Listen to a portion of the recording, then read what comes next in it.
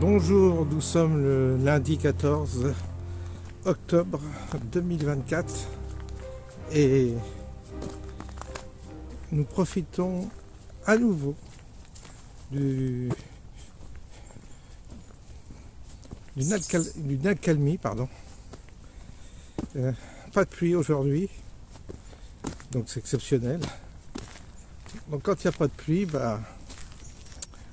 on fait la promenade. Sinon il faut s'équiper.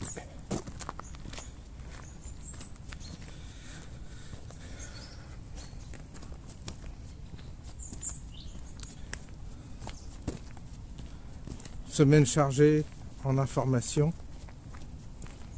On a des turbulences toujours au niveau international, sans que pour l'Ukraine ça soit plié. Il semble, je dis bien, à confirmer. Pour le Proche-Orient, il semble qu'Israël remporte des victoires, tant pour Gaza, c'est-à-dire le Hamas, que le Hezbollah. Et ils avancent, ils sont en train d'exécuter un plan planifié peut-être depuis longtemps, mais il y a quelque chose de méthodique, d'efficace.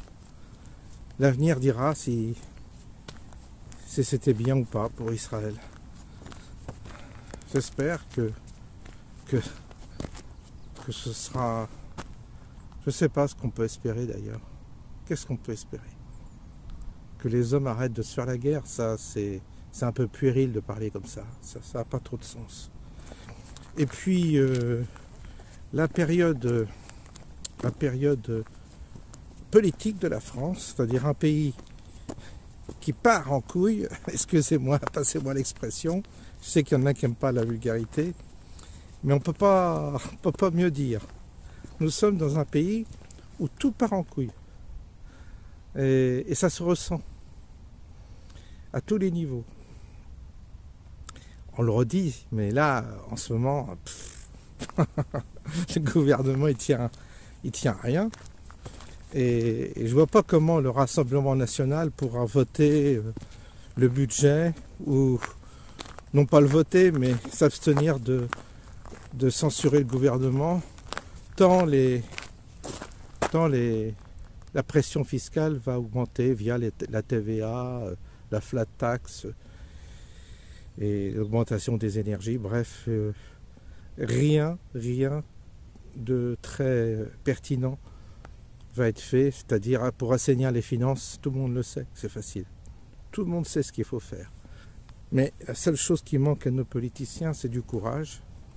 Ils ne veulent pas trancher dans le vif. Pourquoi? Parce qu'ils ont peur. Ils ont peur de quoi? Ils ont peur des émeutes, des fameuses émeutes. Ils ont peur de réveiller la bête qui sommeille, la bête qui ronronne, la bête qui vit de trafic, de subventions, d'associations, qui a collé à la mafia peut-être même, qui est actuellement au gouvernement, donc qui est en place. Donc on n'y touche pas. On ne touche pas au réseau de trafic, on ne touche pas à l'immigration, on ne prend pas de résolution efficace. Et tout ça nous coûte une blinde, mais une blinde vraiment. L'immigration nous coûte 50 milliards d'euros, vous voyez. Et c'est les évaluations qui sont données, mais à mon avis c'est beaucoup plus. Parce qu'à mon niveau, je voyais déjà ce que la violence entraînait comme frais. En frais de personnel, de procédures, tout ça que les Français payent. Eux, ils ne payent pas, ils sont insolvables. Ils roulent en BM, mais ils sont insolvables, on le sait. Donc ça va continuer ce cirque. Ça va continuer. Alors de plus en plus de police, ça coûte cher. La justice, ça coûte cher. Créer des places de prison, ça coûte cher. Créer des places en centre de rétention, ça coûte cher. Puis soigner les étrangers, ça coûte cher. Alors que nous, on ne peut plus se soigner, il n'y a plus de médecins, il n'y a plus rien, c'est fou. Les Français sont dingues, il y a encore des gens pour approuver ça. Et on ne peut plus se faire soigner, nous. Et les étrangers, on va les soigner gratos. On est dans un délire tellement énorme avec des politiciens qui sont complètement à côté de la plaque, à part quelques-uns. Mais si vous voulez, le gouffre devant lequel nous sommes est tellement puissant qu'on retarde Monsieur le bourreau encore une minute. Monsieur le bourreau, encore 1 heure, encore 2 minutes, encore 10 minutes. On réclame avant le grand son plongeon dans le chaos total qui ne fait que se rapprocher de jour en jour de nous. C'est le chaos qui nous attend. Et gare à ceux qui n'auront pas anticipé ce chaos, parce que évidemment que ça va faire mal. Et évidemment que ça va être saignant. Il n'y a pas d'autre alternative. Et donc le chaos, ça va être un bain de violence, comme ça commence à être le cas. Il va y avoir les islamistes, via leur réseau religieux, via leurs imams, n'attendent qu'un signe, comme ça s'est passé en Algérie, d'après le témoignage d'un pied-noir qui m'a raconté que un jour, quand les imams, les réseaux ont pensé que le fruit était mûr, ils ont commencé à attaquer les Français qui étaient les pieds noirs.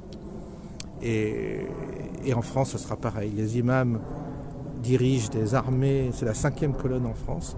Et le jour où ils vont le décider, ils vont donner carte blanche pour que les jeunes se mettent à frapper, attaquer les mécréants que nous sommes. Et le petit Français qui continue à faire pas des manifestations, des commémorations avec des bougies et des fleurs et de la belle musique, là, ils vont s'en prendre plein la gueule, excusez-moi encore du propos, d'être vulgaire, mais il faut un peu utiliser cette terminologie un peu violente, parce que c'est tellement difficile de réveiller le Français, tellement difficile. Il est engourdi dans une forme de gélatine conformiste qu'il n'arrive pas à comprendre que sa vie et la vie de ses enfants, sa vie est en danger et la vie de ses enfants est en danger également. Il n'arrive pas à comprendre. Et donc devant nous, cette perspective qui est aujourd'hui intégrée par les gens qui gouvernent, ils le savent, ils ont les renseignements, ils ont tout. C'est pour ça que Macron, des fois, il prend position un peu contre Israël et tout, parce que il est coincé, il a peur de la rue, il a peur de cette banlieue, il a peur de cette... Et puis il a peut-être des liens aussi avec des réseaux de narcotrafic, tout ça. Peut-être qu'il y a des... On ne sait pas que derrière les apparences, on ne sait pas quels sont les liens entre la mafia réelle, la mafia politique et la mafia qui vit de la drogue et d'autres... pas que de la drogue, de la prostitution, plein de choses dégueulasses, quoi. Donc il y a des liens, et peut-être qu'ils se tiennent tous par la barbichette, et ils disent le seul qui acceptera de se faire tondre à nouveau, c'est le petit Français dont ils ont vraiment beaucoup de mépris, parce que ce soit les racailles ou les politiciens style Macron, ils savent que le Français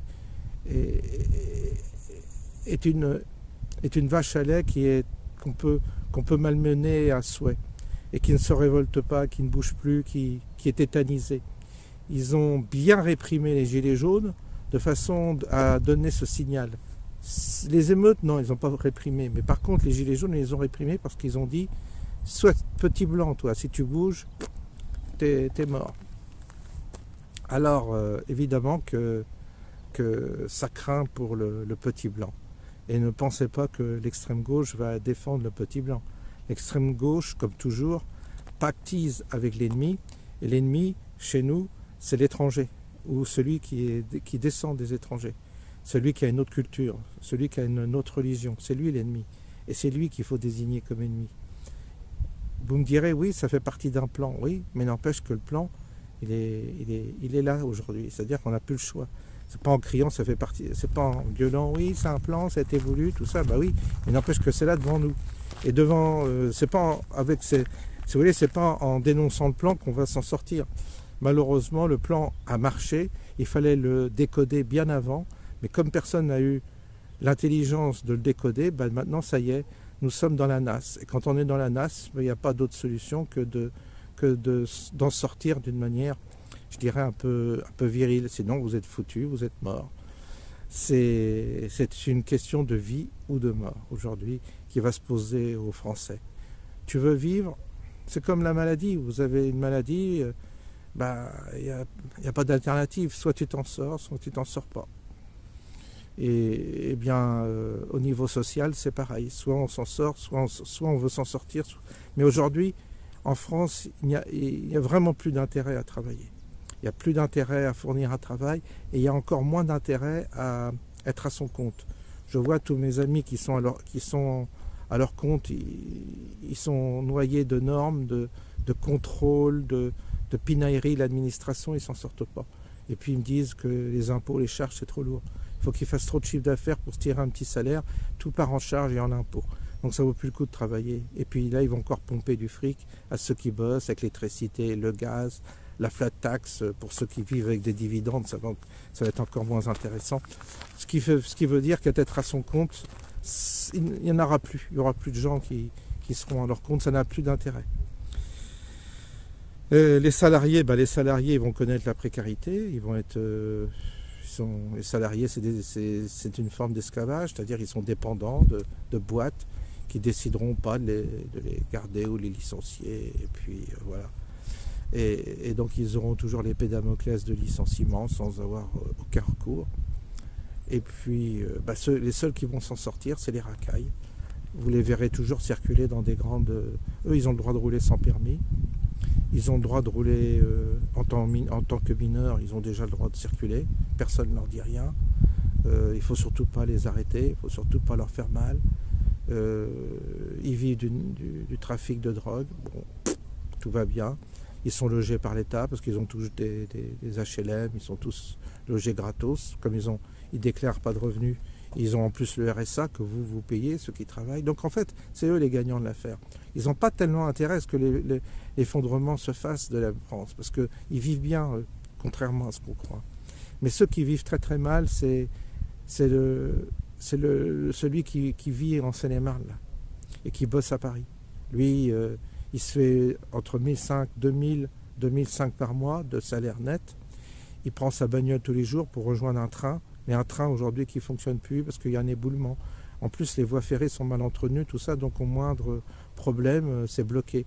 Donc là, vous avez des milliers d'usagers en Seine-et-Marne qui sont bloqués, qui peuvent pas se rendre dans leur boulot parce que le train ne fonctionne pas. Ils remplacent par des bus, mais les bus ne peuvent pas remplacer le train, donc ils sont baisés.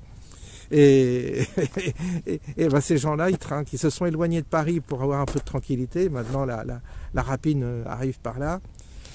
Mais ouais, ils ont des bagnoles, ils sont en bout de course, 100 000, 200 000 km, ils ont des bagnoles. Je voyais quand ils vont faire leur contrôle technique, ils sont tous en transpiration de peur que ça passe pas.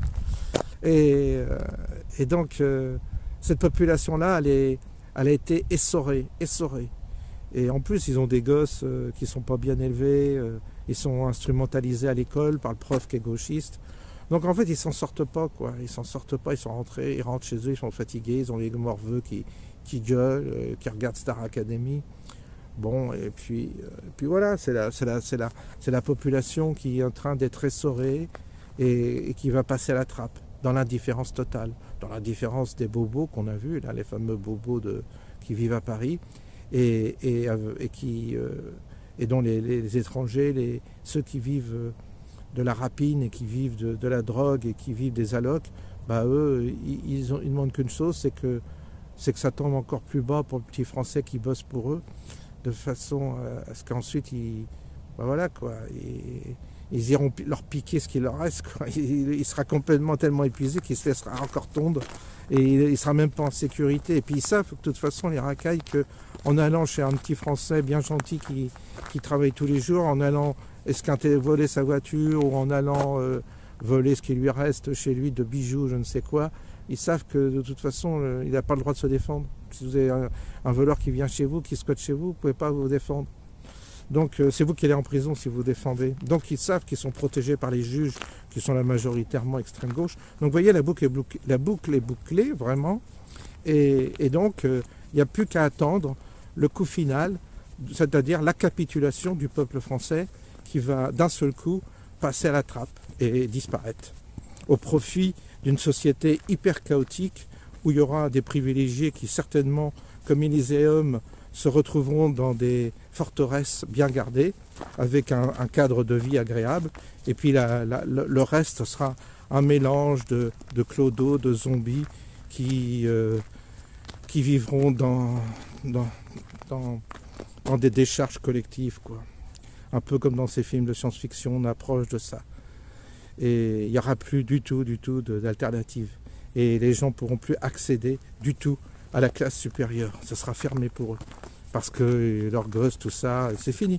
C'est fini l'ascension sociale. Tout ça est terminé. On change de paradigme total et on change de monde. Et ce cataclysme-là est en train d'aller beaucoup plus vite qu'on ne croit.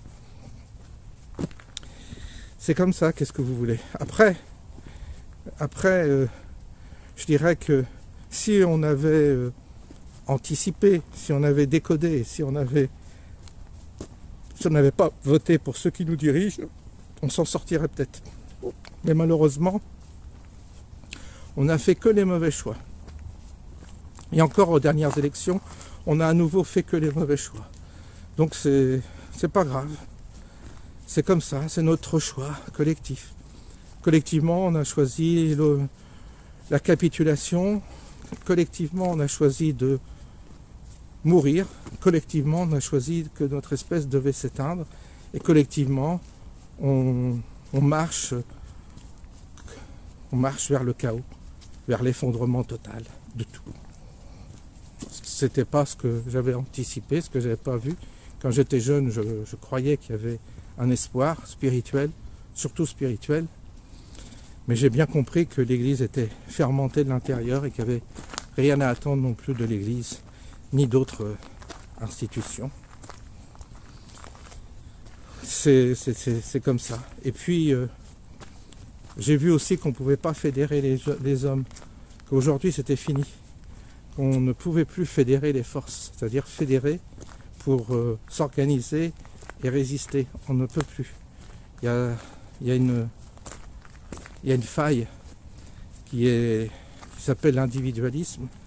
Et la grande illusion, c'est que chacun pense s'en sortir de son côté, aux dépens de l'autre. Il n'y a pas le ressort, le mécanisme qui vise la solidarité. Et non. Bon.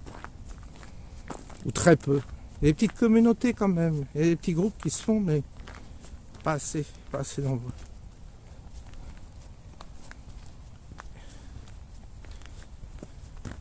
Et quand je vois l'acharnement, la haine intestine qu'il y a dans certains groupes nationalistes, patriotes, on les appelle comme on veut, quand je voyais la haine entre Philippot et Asselineau, je me suis dit, ces gens-là sont fous. Ils font plus de mal que de bien. Asselineau était obsédé contre Philippot. Il y avait une haine chez lui de Philippot. Et il était tout fier, Asselineau, de dire que chez lui, il y avait des adhérents qui étaient à gauche. Lui aussi, il a un complexe vis-à-vis de la gauche. C'est-à-dire, il dira, mais nous, on est ouverts, on ne prend pas parti. On a même des gens de gauche qui viennent nous rejoindre. Alors, il était très fier de dire ça. Il faut être quand même vraiment con pour raisonner comme ça. Pour dire, ah ben moi, je suis ouvert, comprenez, il n'a pas compris que Asselineau, on n'en est plus là. On n'en est plus à jouer aux démocrates, à jouer à la tolérance. Il faut être dur, sans merci. Tu es à gauche, tu dégages. Parce que la gauche, c'est de la merde, c'est du poison. C'est ce qu'il y a de pire. Et tu peux pas créer un parti où tu as des gens de gauche. Celui qui pense à gauche est déjà perverti. C'est peut-être pas de sa faute, c'est peut-être pas... Je dis, la personne en elle-même, on ne la condamne pas, mais ça veut dire qu'elle a le cerveau qui est déjà contaminé. Donc tu l'élimines d'office. Tu ne la prends pas dans ton parti. Et l'autre, il dit, ah ben c'est bien, chez nous, on est ouvert, on a même des gens de gauche. Bon, quand tu vois ça, puis c'est acharné contre Asselineau, contre Le Pen, alors, sans arrêt, sans arrêt. Et jamais rien contre Mélenchon, jamais rien contre l'islamisme, rien, toujours, jamais, jamais. Comme si ça n'existait pas. Vous avez des crimes qui sont faits tous les jours par des étrangers, mais la plupart sont musulmans, mais ça on fait semblant de ne pas voir, et ça continue. J'en vois qui continuent à s'émouvoir de personnages qui t'agressent pas dans la rue, ou des communautés qui t'agressent pas, qui te violentent pas, qui sont pas là à en vouloir à ta vie, qui te massacrent pas. Ça, ils aiment bien. Mais par contre, quand ils n'osent pas dénoncer le mal qui est évident, qui est là, devant eux. Ils n'osent pas le dénoncer. C'est incroyable, hein, cette obstination. Vous savez, ils regardent le doigt, ils ne regardent pas la lune. C'est vraiment ça. Ils n'arrivent pas à regarder l'origine du mal, qui est aujourd'hui l'islamisation de l'Europe, évidemment. Il n'y a pas à chier, c'est comme ça. C'est pas la peine de tourner autour du pot. C'est pas à dire, ah mais vous savez, il y a les soufis. Alors j'aime bien parce que j'en connais. Ah, oui, mais dans l'islam, tu comprends, il y a les soufis. Il y a aussi des gens il y a les soufis. Alors ils donnent systématiquement, ils sont tellement faibles dans leur argumentation. Je parle des gens de droite qui veulent absolument qu'on trouve une alliance avec les musulmans. Ils citent les soufis. Les soufis, c'est peanuts, ça n'en sait rien. Puis ils ne connaissent pas, en fait, réellement. Mais ils se rattrapent à ça, en disant, oui, il y a des grandes spiritualités, même chez les musulmans. Quand tu vous juges l'arbre à ses fruits, tu as tout compris. Et donc je vous dis qu'avec des zigotos pareils qui raisonnent de cette manière-là, on n'est pas sorti de l'auberge, parce qu'ils ne voient pas qu'il y a une urgence. Ils ne comprennent pas qu'il y a une urgence à se solidarité, se fédérer et faire bloc. Ils ne comprennent pas ce que les autres, eux, nos ennemis, ont compris. Quoi qu'il arrive, eux, ils font bloc.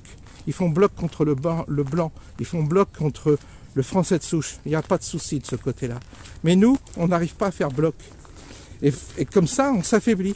Ah non, on adore se critiquer dans la même famille. Ça, on adore ça. Dans la famille de droite, ils se régalent à se critiquer, à se trouver tous ils ergotent sur des détails les concernant les uns les autres, sans voir qu'en face, il y a un ennemi réel, objectif, mais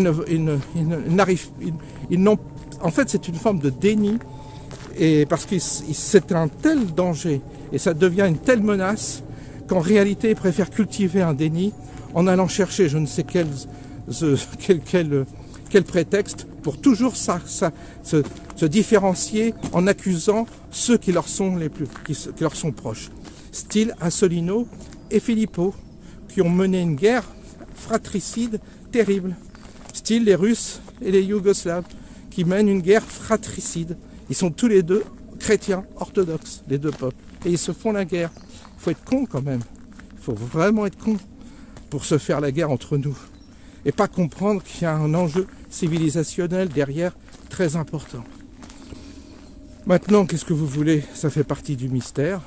Ça fait partie du mystère des combinaisons, je dirais, de forces qui se font dans ce monde. Si on doit y passer, ben on y passera. Qu'est-ce que vous voulez?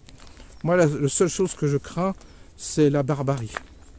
Ce que je crains, c'est les barbares. C'est le côté abominable des personnes qui sont capables de commettre, en plus que de commettre des crimes, de les commettre d'une manière absolument odieuse et barbare. Et c'est ça qui m'inquiète. Et malheureusement, chez ces peuples-là, il y a un fond très sauvage. Il y a un fond très sauvage, qui n'est pas humain. Il y a quelque chose qui n'est pas humain. Et ça dépasse l'entendement. Je vous l'ai dit, au Bataclan, il y a eu des rumeurs de torture, des parents qui ont assisté, qui ont eu le rapport de l'autopsie de certains de leurs enfants qui avaient été tués Et il y avait des choses qui ont été classées secret défense pour pas dire, pour pas révéler à la population la barbarie de ces gens qui ont fait ce massacre du Bataclan.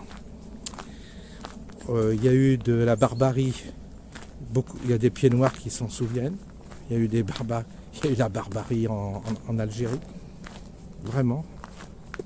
Et je peux vous dire que dans les pays arabes, il y a vraiment des choses, il y a vraiment de la barbarie, quoi. Ça dépasse l'entendement. Et c'est pas, si vous voulez, c'est pas le combat loyal, le combat chevaleresque que nous honorons ou que nous métamorphosons comme une forme d'épopée romanesque, une forme de combat à la loyale. Ça n'existe pas chez ces gens-là. Ça existe dans les peuples, chez les peuples dits évolués, ou chez les peuples qui sont passés par la civilisation. La civilisation, c'est très important. C'est l'éducation d'un peuple qui traverse, c'est un processus qui tire les gens, qui tire l'homme vers le haut. Mais malheureusement, le chaos civilisationnel conduit à une forme de barbarie, de sauvagerie, dont nous allons être bientôt les témoins.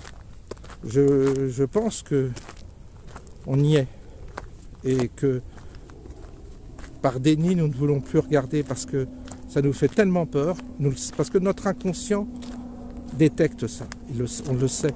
On sait que c'est vrai, on sait que malgré tout, ça traverse certaines informations, et on sait, et on s'en doute. Et notre inconscient, ayant perçu le côté sauvage et barbare de nos ennemis, eh bien, il continue à cultiver une forme de déni. En disant, moi, oh, je regarde pas la télé, je regarde pas tout ça, moi je reste positif, moi je suis positif, moi je suis au-dessus de ça, voilà. C'est triste, hein. Mais je comprends que ce mécanisme de déni, c'est une forme de protection psychologique pour continuer à vivre. Parce que si vous prenez conscience, si d'un seul coup, par clairvoyance, vous regardez ce qu'il y a, la réalité de notre pays, c'est réellement effrayant. Et cet effroi vous empêche de dormir. Cet effroi vous empêche de dormir et vous fait que toutes les nuits vous tremblez de crainte que ça arrive chez vous demain. Eh bien, nous y sommes. Et donc le déni est légitime d'une certaine manière sur le plan psychologique parce qu'il anesthésie votre discernement, il anesthésie votre clairvoyance et on met en place plein de protocoles rassurants.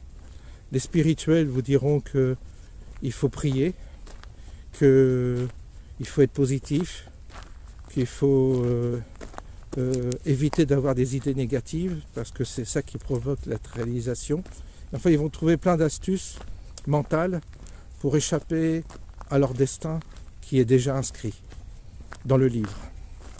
Et les non spirituels, certains vont se réfugier dans la gauche ou l'extrême gauche en essayant d'épouser un langage victimaire vis-à-vis de de nos futurs barbares et syndrome de Stockholm. Ils vont épouser les thèses de nos ennemis en espérant lâchement être épargnés le jour où ces bandes seront lâchées comme des chiens sauvages sur la population.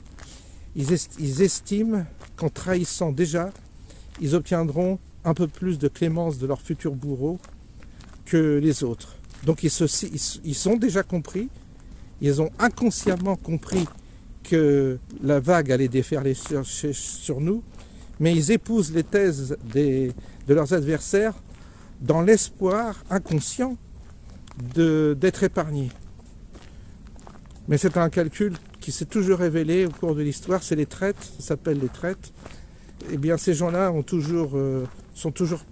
ils ont toujours été les premières victimes leur propre bourreaux, des bourreaux qu'ils ont eux-mêmes supportés et encouragés. Ça, c'est le destin de l'extrême gauche.